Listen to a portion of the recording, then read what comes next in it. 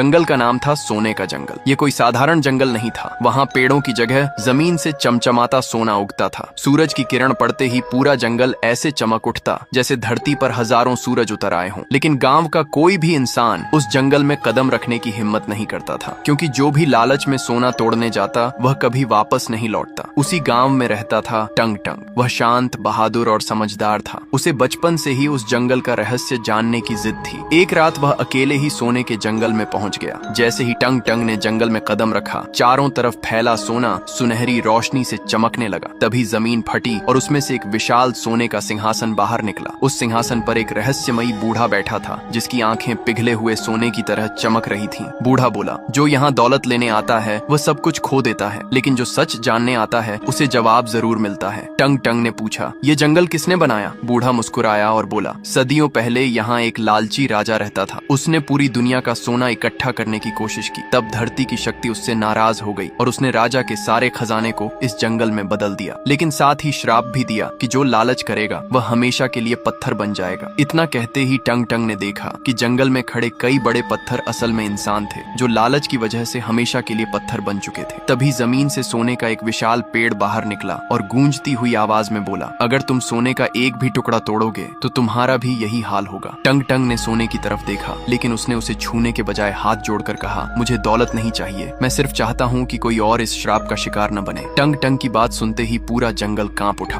अचानक सारा सोना धीरे धीरे जमीन के अंदर समाने लगा और श्राप टूट गया। जो लोग पत्थर बने हुए थे वे फिर से इंसान बन गए। बूढ़ा मुस्कुराया और बोला, जिसने लालच पर जीत पाली वही इस जंगल का असली विजेता है। उस दिन के बाद सोने का जंगल हमेशा के लिए गायब हो गया।